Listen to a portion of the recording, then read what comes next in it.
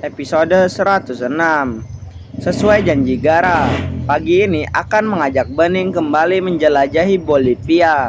Ia akan menemani membawa Bening terbang menuju Uyuni, sebuah kota kecil yang ada di Bolivia. Dari ibu kota Bolivia, La Paz, mereka akan terbang menggunakan pesawat menuju ke sana. Karena kalau menggunakan jalur darat, perjalanan akan memakan waktu cukup lama, 7 hingga 9 jam. Gara tidak mau Bening nanti kelelahan di tengah perjalanan. Saat sampai, mata Bening membulat sempurna. Inilah cermin dunia yang sering dibicarakan oleh orang-orang. Bening memandangnya tanpa berkedip. Sungguh ia sangat terpukau. Tidak menyangka pula ia akan benar-benar mengunjungi surga dunia ini. Pemandangan Salar de Uyuni sangat memanjakan mata. Tuhan sungguh telah menciptakan bumi dengan ragam keindahannya. Salah satunya tempat ini. Bening merasa Gara memeluknya. Di tengah cermin raksasa yang terbentuk secara alami karena alam itu, ia meminta seorang tour guide memotret mereka di tengah tempat itu. Mas Gara, ini sangat luar biasa. Indah ya sayang, sangat indah Mas Gara. Bening kira sampai sini hanya ada di film saja. Kau suka, lebih dari yang Mas Gara bayangkan. Kita akan mengunjungi banyak tempat indah lagi selain ini Bening. Nanti Mas akan membawamu menjelajahi belahan dunia lain yang ada di bumi ini. Kita akan berkelana, mengabdikan diri kita dalam pemotret indah di tempat-tempat lain yang akan kita kunjungi nanti. Bening menyentuh wajah Gara. Ia mencium pipi suaminya itu penuh perasaan. Beginikah rasanya dicintai begitu dalam oleh lelaki? Beginikah Gara bila ia benar-benar mencintai seseorang perempuan di dalam hatinya? Bening menatap Gara dengan semua perasaan campur aduk. Suasana ini bukan hanya romantis, tapi juga penuh dengan kesan dan ikrar suci yang mulai tercipta. Bening akan menemanimu sampai kapanpun Mas Gara, ujar Bening sungguh-sungguh. Kau adalah hartaku yang paling berharga Bening, kaulah belahan jiwaku. Tuhan telah mempertemukan aku denganmu, seseorang yang sangat sempurna untuk aku cintai. Pentulan bayangan langit biru membuat pandangan ini benar-benar membuat hati menjadi tenang dan damai. Entah sudah berapa banyak cinta yang ditinggalkan di tempat ini. Cermin raksasa ini bagai memantulkan refleksi diri yang nampak sangat kecil. Tuhan seolah ingin menunjukkan betapa manusia sekuat apapun ia tetap saja kerdil di mata yang menciptakannya. Biarlah tempat ini menjadi saksi betapa aku tulus mencintaimu Bening. Tempat yang indah ini juga membuat Bening makin yakin kau memang ditakdirkan untukku Mas Gara. Sebab Bening yakin tidak ada perempuan lain yang pernah kau ajak ke tempat indah ini selain seorang Bening. Bening memandang Gara dengan mata yang sudah berkaca-kaca. Ya Bening, hanya kau, hanya dirimu. Aku tidak punya keinginan besar seperti cermin raksasa yang luas ini Mas Gara. Aku hanya ingin setia kepadamu hingga aku menutup mata kelak. Kau tahu, dulu aku tidak pernah percaya pada kata setia yang diucapkan oleh seorang wanita, apalagi Repi yang pernah mematahkan hatiku berulang kali. Tapi kau mampu membuat aku yakin akan hal itu. Gara mengajak Bening berjalan menyusuri Salar de Uyuni yang indah itu sampai mereka puas berada di sana. Mas Gara, Bening yakin banyak sekali cinta yang telah orang-orang tinggalkan di sini. Ya, impian banyak orang adalah datang ke tempat ini. Ini dijuluki surga dunia. Siapapun ingin sekali datang dan mengunjunginya ke tempat ini. Bening sangat beruntung bisa mengunjungi ini bersamamu Mas. Bening juga tidak akan meninggalkan jejak cintaku kepadamu di tempat ini juga, sahut Bening sambil tersenyum. Mas Gara sangat bahagia Bening, tetaplah menjadi wanita terhebatku. Bening merasa menjadi perempuan paling beruntung di dunia ini Mas Gara, sebab dicintai teramat tulus olehmu. Akulah yang paling beruntung Bening. Dan begitulah perasaan mereka saat ini, berbaur mesra, terasa indah. Gara ingin selamanya seperti itu bersama Bening. Mas Gara hanya berharap semoga kau selalu bahagia bersama Mas Gara Bening. Bening sangat bahagia Mas Gara bisa mencintai dan dicintai Mas Gara dengan anugerah paling indah dari Tuhan kepada Bening. Keduanya bergandengan tangan, melihat refleksi diri mereka sendiri dari pantulan cermin dunia yang begitu indah, begitu luas, begitu memukau. Sebuah tempat yang menjadi gambaran betapa kuasanya sang pemilik kehidupan ini. Episode 107. Mas Gara sudah matang masaknya. Ayo makan dulu. Masih berada di Bolivia, Bening dan Gara saat ini sedang berada di hotel tempat mereka menginap. Kemarin, sepulangnya mereka dari Salar de Uyuni, Bening dan Gara mampir dulu ke tempat perjualan buah makanan yang ada di Bolivia. Mencari makanan halal di Bolivia cukup sulit, jadi mau tak mau Bening berinisiatif untuk memasak saja. Kalaupun mau makan sesuatu, mereka masih selektif memilih restoran yang ada di sana. Gara sendiri setuju saja asal Bening tak merasa kelelahan dan kerepotan. Sebab selama mereka di Bolivia, mereka seperti sedang bulan madu ronde kedua. Setiap hari bermesraan berujung olahraga ranjang. Bening sendiri sudah paham dan hafal semua kebiasaan suaminya, jadi tak ada masalah berarti selama mereka berlibur. Nyonya dan Tuan Besar juga kerap menelepon, berulang kali mengatakan kalau Abi ingin cepat punya adik. Padahal Bening dan Gara paham betul bahwa kedua orang tua mereka itulah yang masih ingin punya cucu. Ya, biar Mama dan Papa tidak rebutan, kata Nyonya Besar saat menelepon Gara dan Bening saat itu. Abi suka jadi bahan rebutan Mama dan Papa sih. Kalau ada lagi satu kan jadi adil, sambung Nyonya Besar yang langsung disambut tawa oleh Gara dan Bening. Mama, bikin cucu itu nggak segampang bikin bakwan yang diadoni tepung, sayur terus ditinggal digoreng saja. Jadi, kelakar Gara membuat Tuan Besar yang mendengar jadi tertawa keras saat itu. Kalau kalian sedang bulan madu itu, tidak ada yang mengganggu kalau mau bikin adik buat Abi, iya kan Bening? Betul Ma, tapi Mama dan Papa sabar dulu ya. Pokoknya Bening janji akan secepatnya kasih adik buat Abi, biar Mama dan Papa tidak rebutan lagi. Nah, begitu baru mantu Mama. Gara dan Bening tersenyum-senyum sendiri mengingat pembicaraan manis itu. Saat ini mereka sedang makan dengan tenang. Sesekali Bening akan menyuapi Gara. Mama serius loh sayang, dia pengen secepatnya kita kasih adik buat Abi. Kata Gara lagi, pokoknya topik mereka selama di Bolivia itu tak jauh dari adik buat Abi. Bening juga serius ke Mas Gara, Bening siap kasih anak lagi buat Mas Gara. Gara menaikkan alisnya. Ia heran sebab mereka sudah sepakat untuk memiliki anak lagi berjarak 3 tahun usianya dari Abi. Sayang, Mama dan Papa juga mengerti kalau kita akan memberi adik buat Abi 3 tahun lagi sesuai rencana awal kita. Apalagi kau mesti fokus dengan kuliahmu dulu. Bening memikirkannya Mas Gara. Setelah Bening pikir tidak ada masalah. Kalaupun Bening harus hamil tiap semester. Teman Bening di kampus juga ada yang seperti itu. Mas Gara cuman tidak ingin kau terbebani dengan hal ini sayang. Tak apa, Mas Gara mengerti. Mas Gara, Bening itu suka anak-anak. Bening juga suka lihat kebahagiaan Mama dan Papa. Bapak dan Ibu juga Bening senang Mas Gara bahagia. Kita lupakan saja kesepakatan kemarin. Kalau Allah berkenan memberi kita anak lagi, Bening dengan senang hati akan mengandung lagi. Makanan Gara rasanya semakin enak di mulut. Mendengar ungkapan tulus dari istrinya itu, Bening benar-benar bisa membuat hatinya mekar sepanjang hari. Meski usianya masih teramat muda, tapi ia rela berkorban waktu masa mudanya hanya untuk mengabdi kepada dirinya. Seorang suami yang sekarang benar-benar terasa dihargai. Mas Gara beruntung sekali memiliki istri sebaik kau Bening. Mas Gara tidak akan pernah sebahagia ini. Sebelumnya kau adalah istri idaman, pandai masak, begitu ikhlas menjalani kehidupan, juga sangat berbakti kepada suami. Bening tersenyum, dia tersentuh mendengar Gara memujinya. Gara adalah gambaran sosok lelaki sempurna yang pernah ia temui dan sekarang ia miliki seutuhnya. Setelah mereka makan, Gara dan Bening akan melanjutkan perjalanan mencari tempat unik di Bolivia. Bening menikmati liburan ini dengan sukacita. Dia juga berharap akan ada benih yang kembali tumbuh di rahimnya. Bening juga suka hamil. Bening jadi suka hamil. Bisa dipastikan dia akan memiliki banyak anak dari Gara setelah ini. Jadi sepakat ya, kita bakal fokus buat tambah anak lagi. Tanya Gara kepada Bening sambil menggandeng jemari Bening di bawah pohon-pohon sepanjang jalan Bolivia. Ya, Bening masih punya rahim yang kuat dan sehat untuk mengandung benih Mas Gara. Lakukanlah suamiku, sahut Bening dengan senyum menawan. Gara tak henti menebar senyum penuh kebahagiaan. Mendengarnya, ia ingin selamanya seperti ini. Bening seperti suntikan semangat baginya setiap hari. Meski lelah kadang otaknya berkutat dengan urusan perusahaan, ketika pulang dia menemukan lagi semangat yang sempat hilang.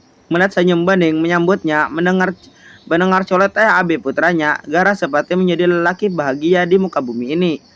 Mas Gara memang tak salah memilihmu menjadi istri satu-satunya Bening. Beninglah yang beruntung, itu Mas Gara. Semoga Mas Gara selalu bersabar membimbing Bening menjadi istri yang Mas Gara inginkan sejak dulu. Jika ada salah, maka jangan pernah sungkan untuk menegur dan membicarakannya dengan Bening. Begitu pula jika ada sesuatu yang Bening kurang suka dari Mas Gara. Semoga Mas Gara mengerti itu dan mau menerima kritika dari istri kecilmu ini. Tentu sayang, biar kecil-kecil tapi bening itu cabai rawit. Apalagi kalau sudah diranjang, Mas Gara geleng-geleng jadinya. Gara-gara membuat bening jadi malu dengan pipi yang berwarna merah. Ah Mas Gara jangan begitu, kan jadi malu. Bening mencubit pelan perut suaminya itu. Gara tertawa lalu memeluk istrinya di bawah pohon pinus yang menaungi keduanya. Episode 108. Akhirnya telah melewati hampir dari 2 minggu di Bolivia. Hari ini Gara dan Bening tiba di Jakarta melalui perjalanan panjang dengan pesawat. Memang sedikit kelelahan, tetapi mereka juga membawa binar bahagia setibanya di rumah. Nyonya dan Tuan Besar menyambut keduanya dan dengan gembira. Begitu juga Abi yang langsung menyongsong Mama dan Papa. Bagaimana liburan kalian di Bolivia? Tanya Tuan Besar kepada Gara yang saat ini mereka memang memisahkan diri dari Nyonya Besar. Bening juga Abi. Sembari berjalan mengelilingi rumah yang megah itu, Gara berkisah banyak hal tentang betapa menyenangkan liburan mereka berdua, juga tentang sulitnya mencari makanan halal di negara itu. Semoga secepatnya juga Bening hamil lagi, Pak. Mendengar itu, tentu saja Tuan Wibowo berbinar-binar mendapat putra hebatnya itu. Padahal dia tahu bahwa dan Gara sebelumnya sudah sepakat akan menunda kehamilan baru 3 tahun ke depan. Loh, bukannya kami sudah sepakat membatalkan rencana kemarin, Pak. Bening tidak masalah kalau harus hamil lagi. Dan semoga saja Allah secepatnya memberi kami anak lagi, cucu lagi untuk Mama dan Papa. Tuan Besar tersenyum seraya menepuk-menepuk bahu putranya dengan bangga. Kau betulan tak salah pilih istri Gara. Papa bangga kepadamu dan Papa akan selalu mendukung apapun yang kau Bening rencanakan. Semuanya karena Bening, Pak. Kalau saja dulu Gara tidak menikah dengan Bening, mungkin hidup Gara akan sama datarnya seperti dulu. Meski tak lagi bersama Repi, Beninglah yang sudah memberi warna indah di hidup kita. Kau benar anakku, karena itu kau harus menyayangi Bening. Bimbing dia agar selalu menjadi perempuan yang berhati mulia seperti sekarang ini. Dari awal kedatangannya di rumah kita, Mama dan Papa memang sudah menyukainya. Lihat saja dulu, meski dia sangat cantik dan bersahaja, tetapi dia tidak malu menjadi pembantu. Kerjanya bagus, dia cakatan, tak banyak bicara, tapi sekalinya bicara membuat hati sejuk sekali. Kedatangan Bening juga membuat mamamu jadi lebih ramah kepada semua pelayan di rumah ini. Kau benar, kalau kata orang, istri itu adalah kunci kesuksesan suami. Kalau dulu mamamu adalah kunci kesuksesan papa, dan sekarang Bening adalah kunci kesuksesanmu. Peribahasa orang lama, istri itu sumber rezeki suami. Perlakuan istri kita dengan baik, maka kebaikan juga rezeki tidak akan berhenti mengalir di dalam hidup kita. Gara mengangguk. Itu setuju dengan nasihat yang baru saja diberikan oleh papanya. Ayahnya juga adalah contoh teladan yang baik bagi mereka. Seumur hidup Gara, tak pernah sedikit pun ia melihat ayahnya berbuat kasar kepada ibunya. Bahkan membentak pun ayahnya tak pernah. Padahal Nyonya Besar itu termasuk ke dalam golongan perempuan yang banyak bicara dan cukup cerewet. Tetapi ayahnya selalu bisa menenangkan ibunya. Gara selalu menyentuh semua hal baik yang Papa perlihatkan secara sadar dan tak sengaja. Semoga Papa dan Mama selalu bahagia dengan kami yang akan selalu ada untuk kalian, Pak. Papa tahu Gara, Papa sangat bahagia kepadamu. Ingat saja pesan Papa bahwa perempuan jika di tangan lelaki yang tepat, maka ia akan senantiasa bersinar sebagai ratu. Tapi jika kita perlakukan mereka dengan tidak baik, maka hanya akan ada kegelapan di sisi rumah. Karena kau pernah mendengar, bukan? Jika ingin merusak sebuah keluarga, maka rusaklah istrinya dulu. Jadi sebagai suami, kita harus menjaga istri kita dengan sebaik-baiknya akhlak. Terima kasih ya, Pak, atas semua pengajaran yang selalu Papa berikan kepadaku. Aku belajar banyak hal dari Papa dan Mama selama ini. Tapi apa, Nak? Tanya Tuan Wibowo penasaran. Pak, apa dulu? Aku bukan suami yang baik. Jadi Repi pembangkang seperti itu. Tuan Wibowo tersenyum mendengarnya. Ia bukannya tak tahu bahwa putranya bukan sengaja ingin mengukit tentang Repi, tapi putranya sedang merasa gagal. Tentu tidak, Gara. Kau adalah suami yang baik. Saking memuliakan istrimu, kau menuruti semua keinginannya. Sayangnya, dia malah memanfaatkan itu dengan menginjak-injak harga dirimu sebagai suami. Kau sudah benar, Nak, tapi perempuan itulah yang tak pandai bersyukur. Dia ingkar pada nikmat Tuhan melalui dirimu dan lihat Tuhan menggantikannya dengan sosok yang lebih baik, lebih segalanya dibanding Repi. Bening, dia istri terbaik yang sudah Tuhan berikan untukmu, nak. Tak ada yang salah dengan Gara yang dulu, sebab sejatinya Tuhan memang akan mempertemukan kita dengan orang yang salah dulu untuk bisa kembali, untuk bisa diambil pelajaran juga pengalaman yang berharga. Setelahnya Tuhan akan menggantinya dengan yang lebih baik menurut versinya. Sejak sekali setiap tutur kata bijak yang dikeluarkan oleh Tuan Wibowo untuk putra bungsunya itu. Gara mengangguk-angguk seperti mengerti, lalu ia memeluk ayahnya. Benar kata ayahnya, dia sudah berlaku baik sendiri dulu kepada istri pertamanya. Hanya saja Tuhan ingin mengujinya dengan cinta yang salah. Yang salah sebelum mempertemukan dengan cinta sejati Bening Anjani. Episode 109. Sudah 2 bulan ini mood Bening naik turun. Walau tidak terlalu berdampak, tapi dia jadi lebih banyak diam dan sewaktu-waktu bisa berubah lebih aktif. Siang itu ketika sedang tarik sekali, dia menelpon Gara yang sedang berada di perusahaan dan sedang kedatangan tamu. Saya terima telepon dulu ya, rekan-rekan, istri menelpon. Semua tamu nampak maklum. Gara memang dikenal sebagai sosok suami yang siaga, apalagi Bening yang menelpon seperti ini. Kalau tak ada hal yang benar-benar diinginkan atau penting, istrinya itu tak akan menelponnya. Jadi, dengan sedikit menjauh dari para tamu yang sekarang sedang melanjutkan perbincangan tanpa Gara, Gara segera mengangkat panggilannya itu.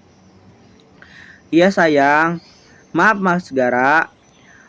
Maaf sekali, Bening menelpon siang-siang begini. Tak apa sayang, ada apa? Hal yang sedang terjadi atau kau inginkan sesuatu? Bening diam sesaat, membuat Gara menyangka telepon itu terputus, tetapi nyatanya telepon itu masih tersambung. Sayang, Mas Gara, sebenarnya tadi Bening sudah keliling ke sana kemari mencari yang menjual kue lapis, tapi tidak menemukannya. Gara menghembuskan napas lega. Rupanya sang istri sedang ingin sekali makan kue manis dengan gula merah itu. Memang cukup sulit mencari orang yang menjualnya di area tempat tinggal mereka. Baiklah, Mas Gara kebetulan sedang ada tamu penting sekali. Bagaimana kalau Mas Gara minta tolong Sapira yang membelikannya? Kata keberatan, tanya Gara. Bening tersenyum senang.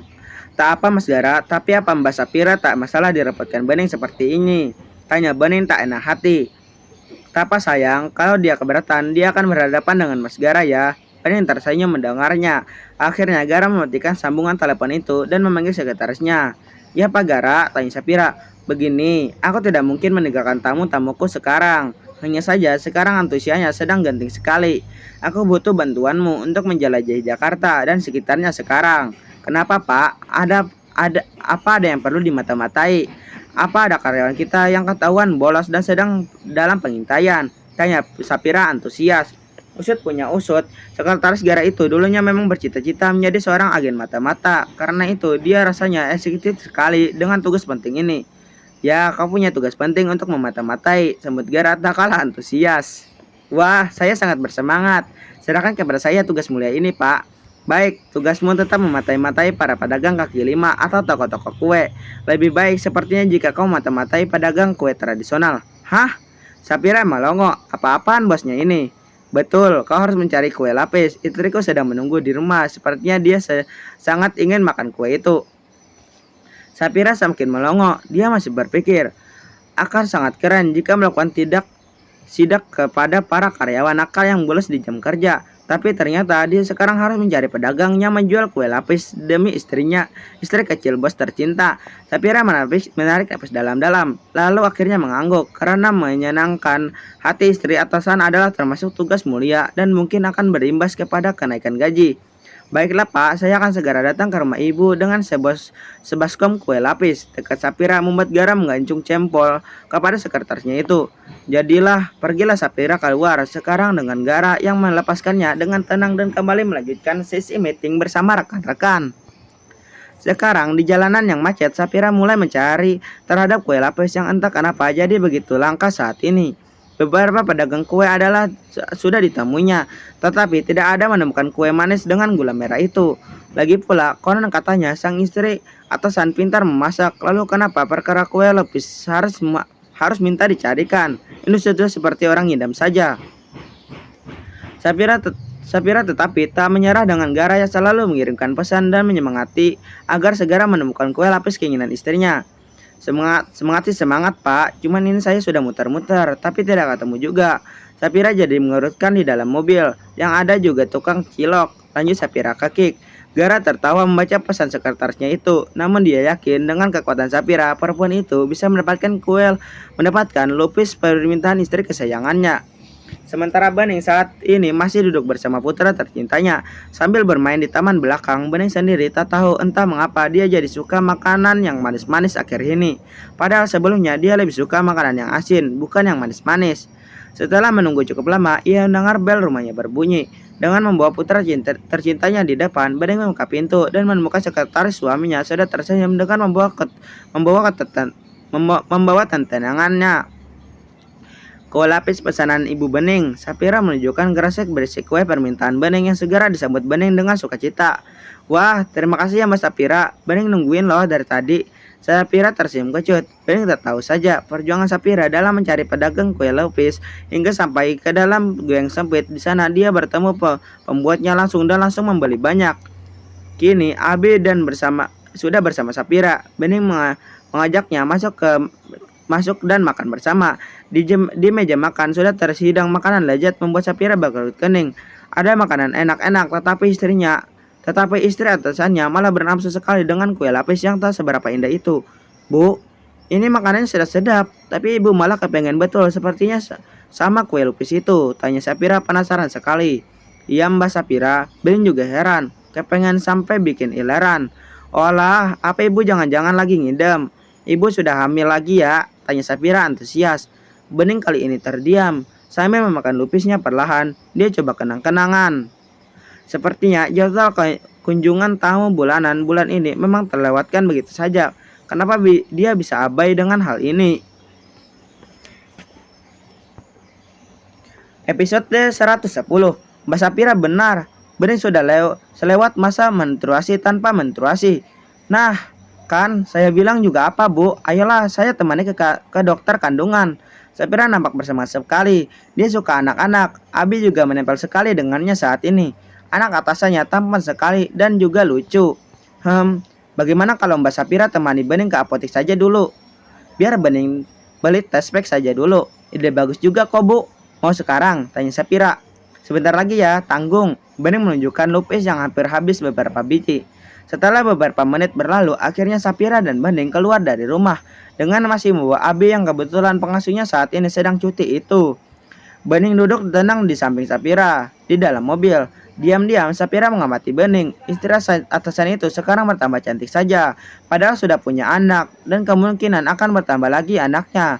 Tetapi wajah dan tubuhnya masih begitu awet, muda dan terjaga. Dia juga kerap melihat kemesraan Gara dan Bening ketika Gara sengaja membawa Bening ke perusahaannya. Mereka tampak serasi dan terlihat sekali cara Gara memperlakukan Bening bak ratu. Nah, itu apoteknya, Bu. Bening mengangguk lalu turun bersama Sapira menuju ke sana. Bening langsung membeli 3 test pack untuk nanti langsung diuji coba. Sudah, ayo pulang lagi, ajak Bening kepada Sapira yang langsung gerak cepat membuka pintu bagi istri atasannya itu. Bening mengucapkan terima kasih kemudian kembali diantar ke rumah oleh sekretaris suaminya.